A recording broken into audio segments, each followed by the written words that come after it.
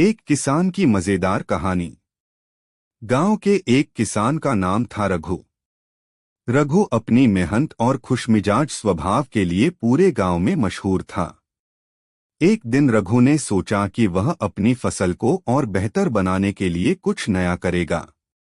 उसने बाजार जाकर एक अनोखी खाद खरीदी जो दुकानदार ने उसे जादुई खाद के नाम से बेची थी।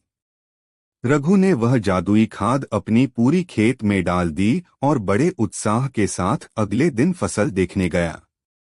लेकिन जो उसने देखा उसे देखकर उसकी हंसी रुक ही नहीं रही थी। उसकी मक्के की फसल इतनी बड़ी हो गई थी कि उसके दाने बादलों को छूने लगे थे। गांव के लोग यह नजारा देखकर हैरान थे।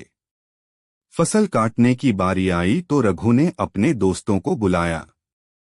उन्होंने कोशिश की, लेकिन इतनी ऊंचाई तक कोई पहुंच ही नहीं पा रहा था। फिर रघु को एक मजेदार उपाय सूझा।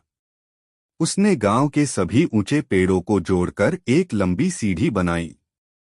जब वह सीढ़ी पर चढ़कर मक्के के दाने तोड़ रहा था तो पक्षियों ने उसे घेर लिया।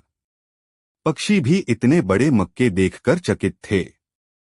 रघु ने पक्षियों से कहा, भाइयों, थोड़ा धैर्य रखो, तुम्हारे लिए भी बचाऊंगा। यह सुनकर पक्षी चहचहाने लगे।